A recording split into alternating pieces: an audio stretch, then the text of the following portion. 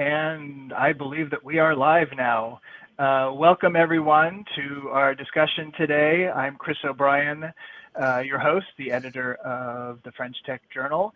And we're here today as part of the Scale Up Talent event organized by France Digital. This is, of course, in connection with the France's AI event. And this week also is the Paris is AI week. So it's a busy week in the tech ecosystem here in France, and especially here in Paris. And one of our big discussions that has been ongoing for the past year has really been this topic of talent, how to find it, what is needed, and the intense and fierce competition that really is happening around the world, but is particularly true here in France at the moment. And we have three people with us who are kind of in the middle of that talent wars, so to speak, who can give us some insight for those of you listening who are looking for jobs or looking for tips about how companies are hiring or identifying candidates, or maybe you're an HR person who's just looking for some insight also on how to land the people that you really need. I'm going to start just very briefly with introductions, and then I'll ask each of our guests to tell us a little bit more about them. We have Elisa Salamanca from Dataiku. We have Laurent Fabre from Reezocar, and we have Christophe Bourguignat, hopefully I pronounced that right, from Zelros. So welcome to all three of you, and thank you for taking the time to be with us this evening. Elisa, if I could start with you, Dataiku is fairly well known, a fairly established company, but I'm wondering very briefly if you can tell us in any case, for those who don't know, what the company does, and a little bit about yourself, what your role is and how you got hired there. So hi everyone, thank you for inviting me today. So I joined Dataiku last May as head of user experience, and before joining Dataiku, I was head of data and digital innovation in one of France's biggest university hospitals. So I come from an engineering background, and it may be a little bit surprising me joining this kind of position in UX design. So it's inside the product team. But more on Dataiku and what it does. So it's a tech company building a software for data science platform. The motto that we have is building everyday AI for extraordinary people. And we're around 800, 900 people today all over the world. So in more than 40 locations. And yes, I think briefly that's what I can say on Dataiku. I don't know if that's enough. That's great. Laurent, I'll ask the same question to you. Tell us a little bit more about Reezocar and yourself. Of course. Well, thank you, Chris, for inviting us. Well, Reezocar is a fairly old startup, usually regarded as a scale-up. It's been 7 years old. It's a fintech company. We are based in Paris, and we were recently acquired by Société Générale in December 2020. I was appointed CTO at Reezocar during last April. I started my career as an engineer in the Airbus Cyber Defense division. I was developing software to protect large amount of data, and I moved to web-related ventures around 2011. And I never came back. I just love to swim in web data. Great. And Christophe, same question to you about Zelros and yourself. Yeah, so I'm Christophe, one of the three co-founders of Zelros. My background is software engineering. I started my career in the telecom industry, and then in 2013 I embraced a new position that came here in Europe, namely data scientist. That was the early beginning of this role, and entered an initiative at AXA, the global insurer, in a lab called Data Innovation Lab, where I spent 2 to 3 years making a lot of data-centric projects. And then in 2016, I had the opportunity to create Zelros with this ambition of creating an intelligent software dedicated for insurers, namely helping us to better distribute and to offer a better experience to their policyholders by better matching their needs with the insurance products and services. And of course, we do that by intensively using data and technology. Great. Now, Christophe, you're a little bit different position because I understand you're a co-founder of the company. So you kind of hired yourself into that job, so to speak. But Laurent, I want to come back to you. You mentioned you just joined the company earlier this year. How did you come to the job? Were you out seeking a new role? Did they come to you? And how did that match happen? Yeah, I was on a garden leave in my previous job, and I was actively looking. I interviewed quite extensively in different tech businesses. Reezocar was one of them. It came through this company called Ignition. It's a very talented company for recruitment of especially C-levels. And I immediately clicked with, at the time, Vincent Debove, the acting CTO and founder, one of the founders, and the other founders as well, Laurent Potel, which is the acting CEO at the moment, and every part of the team, really. It was a love at first sight. Yeah, and it happened pretty quickly, as I understand. 48 hours from start to finish.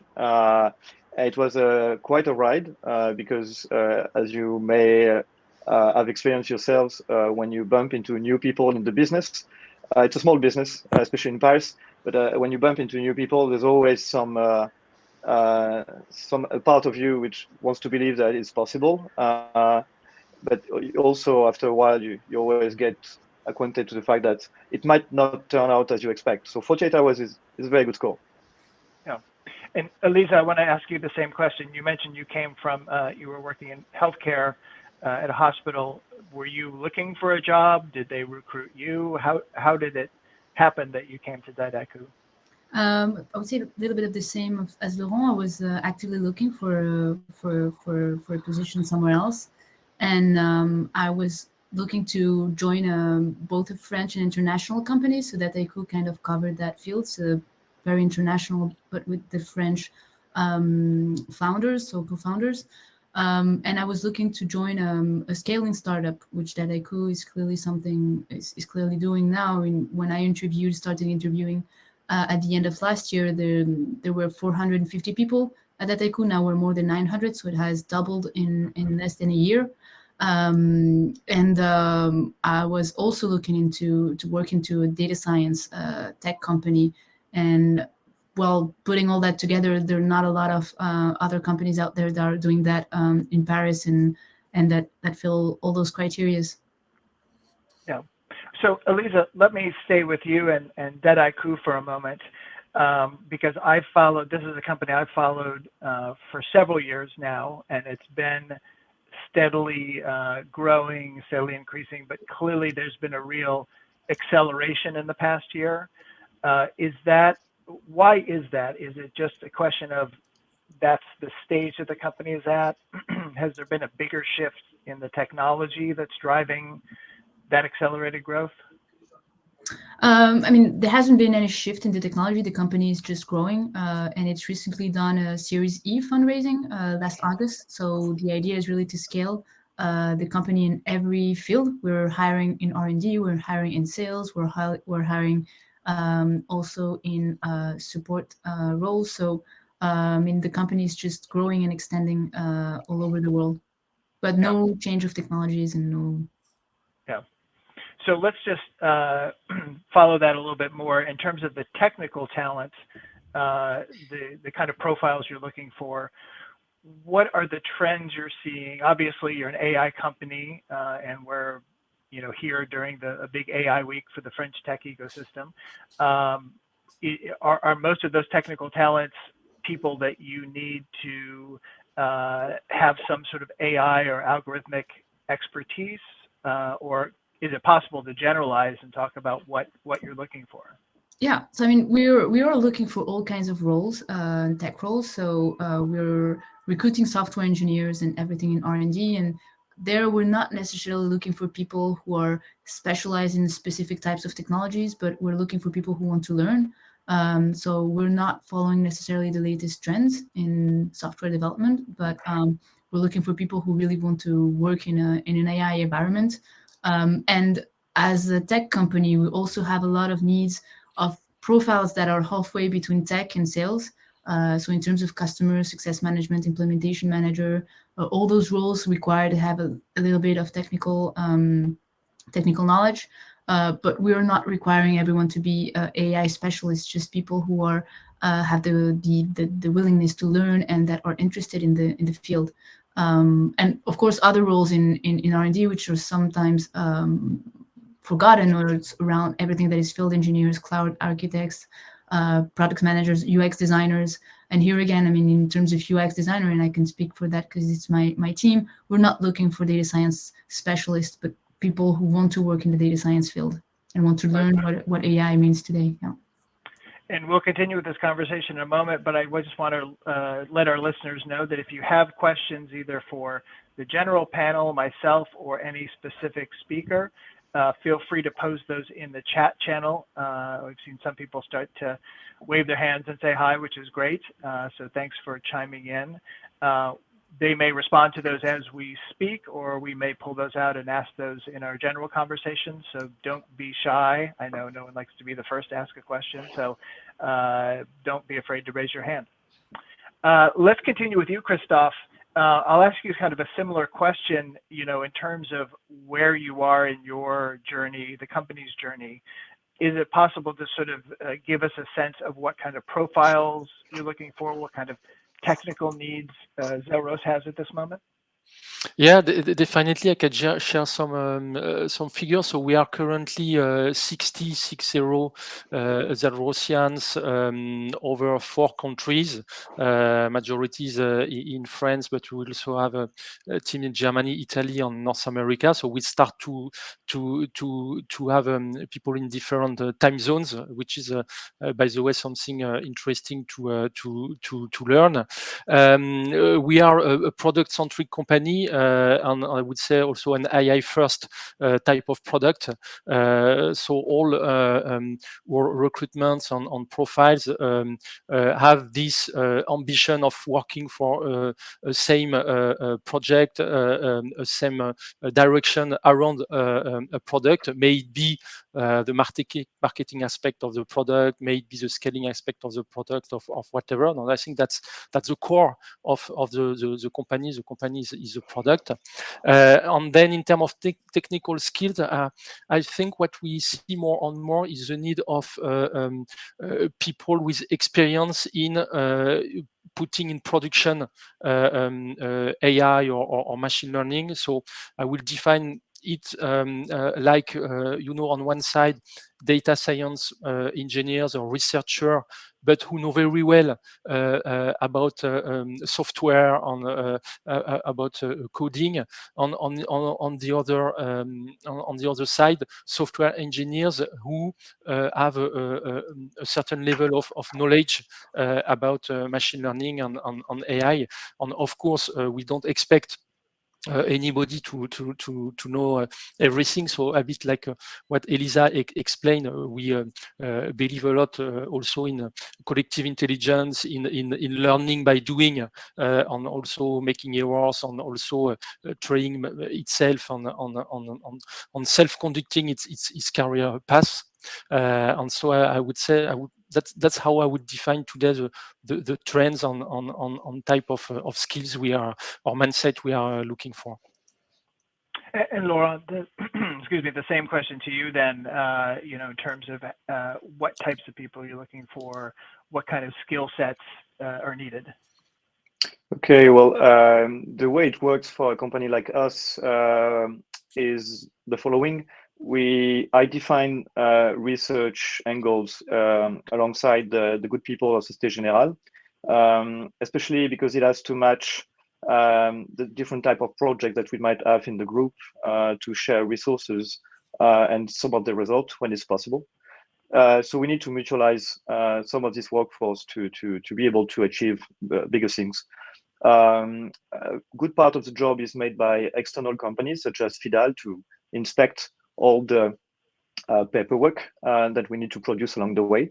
Another part is done with recruitment, HR. A part of recruitment is precisely focused on PhDs, young ones, who are postgraduates, most of them, and we have incentive in France to hire such people. 120% of the income, revenue, salaries are paid by the state. So it's very helpful for companies like us. This way we can explore very different angles and hire many people to conduct research. And then we aim at the top schools. We get as many interns as possible as we can get. We'll been there, I think.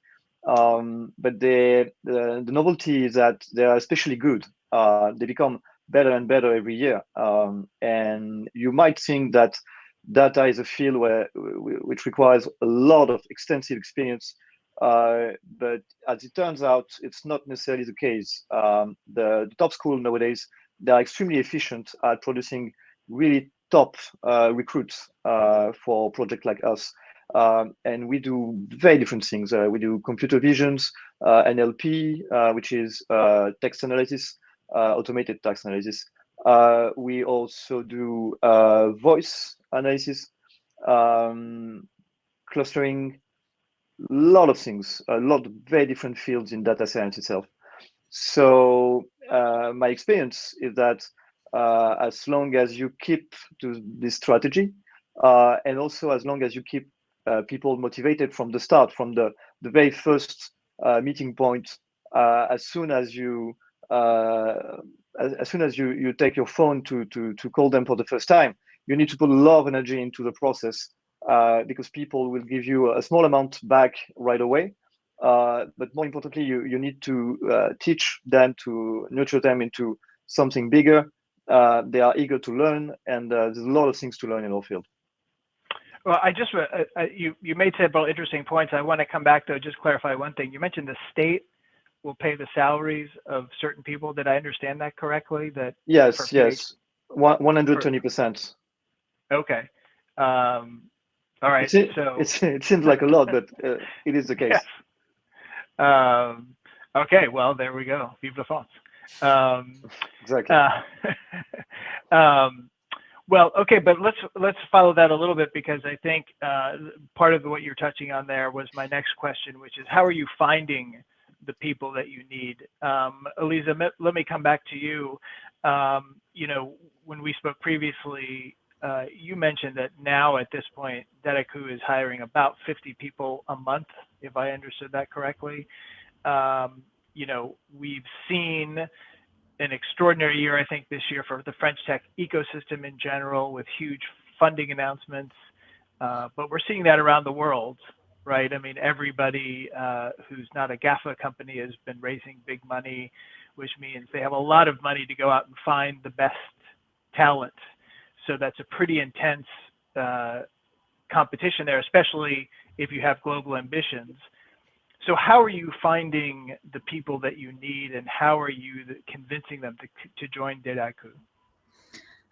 Yes, so I mean, we are hiring almost 50 people per month, so it's kind of a huge number of people to source. And so we have an amazing HR and talent acquisition team, which is also growing. So we have many ways of reaching out to the people and the talents that we are looking for. We have, of course, job openings. We also have sourcers, people who source candidates. We are participating into different kinds of events. We have partnerships with academics, and so we actively work with different schools all over the world to source our future people. And something that we also put a lot of effort into is building a culture at Dataiku that makes people want to come and want to stay. So we put a lot on learning. So this was something that I was mentioning earlier. I mean, we want people to be able to learn while they come in at Dataiku and grow. So we have also lots of evolutions in terms of career development that we put in place so that we manage to attract people and also keep the people that work here. So we have bridges that enable our our employees to move towards from customer success management roles to more technical roles or business development that go into customer success management roles. So we all have as well ways to make our people grow inside the company. I don't. Those are different ways for us to attract and retain talent. Mm-hmm. And Christophe, same question to you. You know, you're at a little bit different stage, obviously. Do you have an HR department? How are you reaching out to potential job candidates? Yeah, so we met very early when we were 10 of us, the strategic choice to internalize talent acquisition. So we had the chance to hire a very brilliant talent acquisition person who hired almost all Zelrosians so far. But we have to remain creative. I think I believe a lot in multiplying opportunities to engage and to create relationships with the ecosystem. Even if we are not actively recruiting a given role, it's important to create a permanent momentum. So I know that. Here some tricks we used a lot before the pandemic to attend meetups, for example, specialized meetups. It's a place where you can each month meet some person and create relationship, and why not at one point of time create the desire to someone to join the company. We also organize an annual event called Data Science Olympics. It's the one night largest data science competition in Europe. It's not for recruiting, not at all. It's for having fun on making people learn data science. But at the end of the day, it's create also connections. And so we also use intensively internal referrals.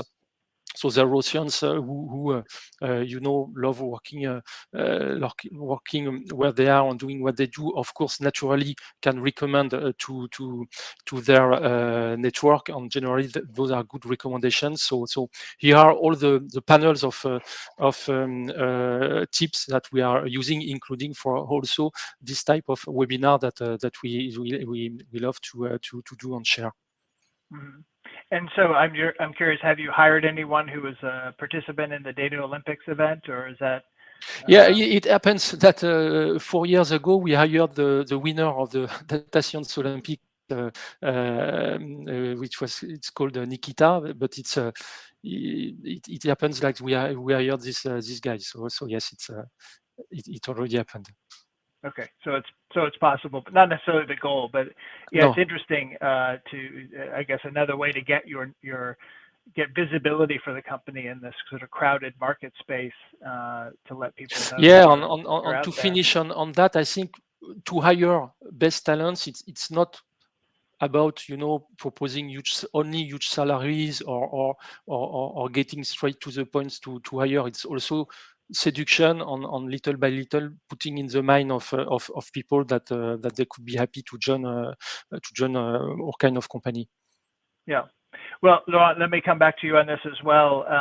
You had mentioned to me previously, I think a subject that both Elisa and Christophe have touched on, which is that career development aspect and the sort of sense of fulfillment, let's say, about that you get out of the job. I mean, there's a lot of reasons why someone might be interested in any job. Money may just be a piece of it. When you're reaching out to candidates, how do you kind of frame that in terms of both the mission and the opportunity that they could have if they join the company? Yeah, well, what happens usually is, since we have to interview for any job, we might interview as many as 5 to 10 candidates. We need to be extremely wise when it comes to the interview process. So usually how we motivate them is by mentioning the amount of data that we process. For instance, we handle roughly 500 million images per year. So that's a rough number, but that's pretty accurate. And as many as 50 million ads per year as well. So an ad is composed of 15 images. That's a lot of resources to deal with. There's a lot of possibilities as well. And obviously, there's a lot of responsibilities. If you do your job well, you might end up being in charge of a copious amount of data. And another part is how you do it and how fast you can do it. For instance, we have this project called car recognition that we worked many weeks over. And the former process would spend an insane amount of time to analyze the data, as much as 2 seconds per images, and will require an equally insane amount of resources. What happened is we spent a few weeks in a commando team composed of 2 people and a half, let's say. And we managed to increase those performance by 200 at the very least, if not more. So for that, we tried many models. We tried many angles. And this was done mostly by a young recruit. And the reason why he was able to do that is because we have on the daily we have mentorship in place, either internally or with our partner, namely AWS in this case. AWS was extremely helpful in really helping the young ones join the team in a good way with a very fast learning curve. I would dare say that in 2021, if you allow them to work on such extremely high-end cloud services as AWS, you have definitely the upper hand when it comes to recruitment. This is equally true for Dataiku. Of course, it's an excellent company, as we all know. You could also mention Tableau and a few others. And so the tech part is especially important because the PhDs and the young engineers, they both need to learn the tech part of their business. They have all the theory, the applied maths, and they are very good at it. But they need to mate with a special tech, and probably they'll keep using this tech for a while. And so you need to give them this favor so they will stick with you. Yeah. I just want to highlight for our speakers too, we do have a couple of questions in the question channel, but let me just kind of grab one of them here. I think in general, someone was wondering how open you all are to hiring people from STEM academia. I know a couple of you mentioned that you had partnerships with universities. I hear that a lot, especially in data science and AI. Are you hiring a lot of people from academia, particularly from STEM areas? Definitely. And I'll put that, maybe Christophe, I'll start with you. Yeah, we have connection with school. I this particular academia don't know it, but yes, we partner with high schools. I want also to improve. We don't have so much. We have many people coming from engineering schools. On that's also how the French system is made. There is this particularity of engineering school. We have not so much people from research on academia. That's something we want to improve in the future. But that's something we also find in Canada, where we have teams. Of course, we hire a lot of people from this kind of academic cursus. And Elisa, how many, if I looked across Dataiku, is it possible to say how many PhDs you have versus, just, I don't want to call them regular folks, but maybe non-PhD candidates? I would find it hard to give a definite answer. I don't have the numbers in mind, but I would say that not that many people have. This is, I'm sorry, I don't really know, but I wouldn't say that it's a majority of the people we hire that have PhDs. Yeah. I mean, at the very least, it's not a requirement. I don't No, have to have no. a PhD. And I think this was an interesting point Laurent was making earlier. You know, when I hear these words, I mean, as a journalist and a very much non-data science person, those words can sound like a kind of high bar that I am not going to have the skills for, and I'm probably not the person you're looking for. But there are certainly people out there who are not PhDs, but have some other skills that you all mentioned could be brought into these jobs and sort of learn. So how do you determine who fits for that kind of profile? Someone who may not have all the skills or experience you want, but has some potential that you think, you know, this person has a great mind, they have a great mindset, and if we bring them in, we think that we could really teach them those skills. Laurent, I'll ask you, I mean, is there a clue or a profile or something that tells you this person is someone I could take a chance on?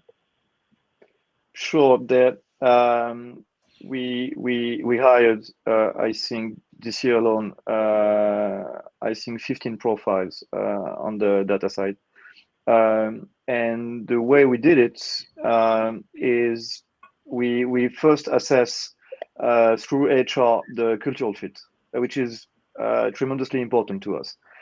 We need to make sure that this person, before even having the required skills, technical skills, they need the right mindset. And then we assess the technical skills using online assessment, takeaway online assessment. So namely XGBoost, 99% of the market. And depending on the result of your assessment, we'll give you a personal interview. During this interview, you will get to talk to our data lead, namely Atef, which is from academia, is from Paris-Saclay, PhD. And then depending on his opinion on your candidacy, then you will move to an interview with me, the CTO. And then the whole thing can happen in a few days. It's very, very fast. We'll always factor in the age of the candidates. Usually, we don't necessarily require PhDs. I don't want you to think that. It's absolutely not the case. We need PhDs to work the right angles and to keep afloat with the market.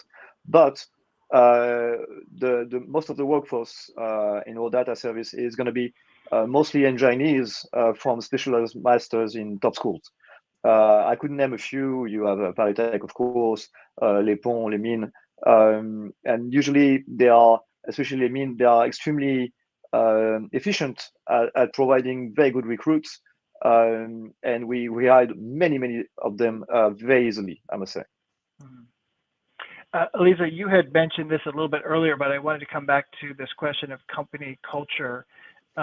When you're talking to potential candidates, you know, obviously they're going to ask about things like the salary and responsibility.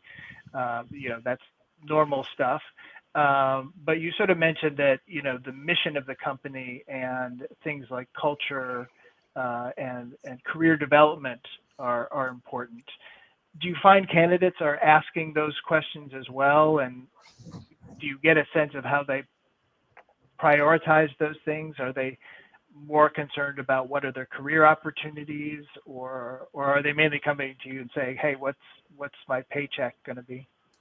Well, yes, it's an interesting question. I mean, I have done several interviews, many I would say, and none of them have really put a focus on this part, like the paycheck, or a lot of them have, however, have asked about the culture that we have been trying to put in place at Dataiku. And this is something that also we emphasize a lot. We have specific interviews that are really destined to check this cultural fit. And Dataiku also create specific sessions of onboarding each month with the newcomers, and there's a huge part that is allocated to the culture. So there are several ways we really work on that. First is like recruiting people we know for sure are going to fit into Dataiku's culture, and especially managers, so that we are putting the whole spectrum of the company, the culture that we want. This means really creating a collaborative tool, putting everyday AI into the hands of all the people, and we also focus on the fact that we are focusing on people, meaning that if Dataiku is a great company today, it's because we've hired amazing people to work with us. So this is something that is emphasized at hiring, and also when people join, and this in the end makes that people are happy to work at Dataiku and they stay with us for quite some time. So we have very few people that leave unhappy or that leave quickly. Mm-hmm. And Christophe, for you, at the stage of your company, are people, given you're a little bit earlier stage, what kind of questions are they asking in job interviews? Is it what role they're going to play? I'm guessing they have a bit more responsibility at this point. But how do you? No, I'm impressed. I mean, candidates never ask salary before we ask ourselves the question, or never ask this kind of question, and that's also what we try to understand and detect. The questions that the candidates ask are very meaningful on helping us to understand what are the priorities of the candidate. So no, yeah, today I would say even salary is something easy to fix. At least it's a technical thing. Having a culture fit, on proposing good working environment, an ambitious project, on things like that. That's what is difficult, and that's what is not given, I guess, to all companies. So we are trying to focus on that. So how do we do that? For example, in our interviews, we always make a culture fit interview. So for a technical candidate, we make an interview with a non-technical person, on the other way around, to try to mix cultures. And we also, for important recruitments, invite informally the candidate to one of our regular lunch. We have company lunches, informal lunches. So also inviting the candidate, understanding how he interacts with its potential future colleagues, on how, and also after debriefing, understanding how he summarize the discussions he had, is also a good way for us to capture the compatibility in terms of mindset, and make both the candidate comfortable and ourselves comfortable in a common decision. I'll just interrupt for a second and remind listeners we have about 10 minutes left in our conversation, so please feel free to post your questions. I've seen some of you responding to those in the question channel and the chat channel. I believe that we're going to leave some contact information at the end, so hopefully you guys won't be too flooded, but I think we'll have ways to reach the speakers as well. But Laurent, let me ask you, in terms of, aside from just emailing you directly, is there any advice you have for people listening in terms of what they could be doing to sort of improve their profile, so to speak, or to make themselves more attractive, either when they're first contacting you, or because we're talking about the challenges you guys have finding the right people, but obviously there are people out there, particularly with remote work, who can come from not Paris, not France, and be eligible for these jobs, but they can't go to a meetup, they can't go to France's AI and run into you in the hallways. So what advice do you have for people on just making themselves attractive, and how to kind of approach a company like yours? I would say don't be afraid about your difference. I saw a question about is it okay not to be perfectly fluent in French to apply here or there. I think nowadays in data science you shouldn't be afraid of that. English is the universal language at this point. It's perfectly okay to work in any team, really, whether it's in Paris or anywhere else, or from different points of the world, that shouldn't be an issue. It might be an issue during the application, maybe, but if so, maybe you should pick a different company. That's my opinion. Then obviously you need to come with data points. It's obvious, maybe, but you should quote how many. If you apply for a managing job, then probably you should come with data points regarding the amount of people, the headcount that you usually managed in the past, what you tried to accomplish, how it went, and be precise, but not too precise. Be synthetic, and please do not fill 4 pages resume. It's just too much. Be synthetic, and come with the data, come with the right mindset. It will show. It will show, and your candidacy is gonna pop up, and we'll find you. Yeah. Elisa, same question for you. For people who want to get noticed by Dataiku, who want to get their foot in the door, what is the best way to approach the company? Is it just sending a resume to the HR department? Well, of course, that's a way to start. Seeing if we have like more than 200 job offers that are open, so I think that we cover a wide spectrum of technical skills and job positions. And so yeah, I mean, you can reach out to the HR team. You'll systematically get an answer. So I mean, we were very careful to give answers to every candidate.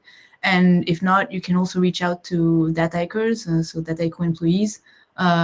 We also like to be able to discuss with people and share the culture and how it works at Dataiku. I mean, as I was saying earlier, we're not looking for people who, and especially in the technical and R&D and software engineers, we're not looking for people who really want to work on a specific, I don't know, technical stack. So we're really looking for people who want to build the software with us. And probably if you really want to work with the latest technologies such as React or front-end framework, you won't be happy to work at Dataiku. So we're looking for people that are open-minded and that really want to work in the data science field. Yeah. And Christophe, how about you? Maybe a last word about advice for people looking. I see also, by the way, in the chat, Paulina has posted the links to your job pages. So that seems like a good starting point for everyone. Yeah, so yes, of course, we have multiple places where you can apply. On maybe if you want to make the difference, we are a B2B company, so we ourselves sell to large companies, and we know that selling to large companies is about being interested by each company, trying to find opportunities to meet in persons, some targets and so on. So I will try to investigate around our LinkedIn profile or activity, maybe try to find common connections. It's always good that someone in between make the connection, because it's increase the chances of being spotted. And of course, we were yesterday at Station F. We met some people at Station F. Of course, candidates who made the effort to come in person, who knew what Zelros does on interacts with us by speaking about what we are doing, is always an accelerator. Now everyone is not in Paris, so there are also opportunities to connect remotely. So that's how I will handle. If you want really to get in connection with your company, in addition to just sending an email, you can really investigate and make a bit more. Yeah. And I'll just add a note without looking directly at the career pages. I know from speaking to each of you, we're obviously the theme of this conversation is the technical talent and technical trends. But of course, at all these companies, at all these stages, there's jobs for people who are not data scientists, who are not have technical backgrounds, which I think a lot of times people tend to forget. They hear startup and they hear AI, and they think they have to be a PhD and be able to write an algorithm. And in fact, there's lots of jobs, either customer support or administrative or sales and marketing even, that you don't need to be a data scientist to have a big impact or have an interesting role at each of your companies. So for those listening, just a reminder, I think that these are tech companies. They're very technical in some respects, but they're also they're companies at the end of the day, and so they have lots of needs. So don't be discouraged from looking and seeing if there's a role for you. Okay, we just have a minute left here, I think. Elisa, any last thoughts? Christophe, Laurent, anything you want to say to people listening before we let you all go? Well, I'll just give it. Sorry, I'll Yeah. just short No, comment. go. Yeah, Dataiku is a great company. We have lots of job offers, so don't hesitate to look at them and join us. That's it. I mean, that's it for me. Okay, and Christophe? Yeah, something I didn't mention, but we didn't have time. I think we are in an exciting moment where we are opening, offices in other countries. So for our French Zelrosians, we start to have opportunities to go abroad in other countries. So that's something that could be interesting for some of candidates who are listening. These opportunities to in 2 or 3 years also go in other countries for Zelros. Great. And Laurent, you get the last word. Yeah, as for Reezocar, obviously we hire a lot of data related people, including data engineers, as you say, and other people who intervene in data projects. Also was mentioning the fact that we're opening branches all over France, especially close to big cities. So if you not necessarily want to work entirely remotely, but you want to work from the countryside or any region you favor, we might be able to address that. So don't hesitate and hit us up on Welcome to the Jungle. Yeah, I think unfortunately, for better or for worse, one thing we've learned during COVID is that location and geography are less essential than they were maybe even a couple of years ago. And then you add on companies like yours with international ambitions, and certainly, again, you don't have to be in Paris to work for any of you at this point. These are international companies with big ambitions, so don't hesitate to reach out to them. I want to thank each of you for taking your time with us this evening. It's a pleasure to have gotten the chance to meet you and hear about the amazing things your companies are doing. And for our listeners, thank you for joining us. I hope you found this useful, and I hope that you all end up with the job of your dreams. But for that, I will say goodbye and thank you all. Thank you very much. Bye. Bye-bye, everyone. Bye-bye.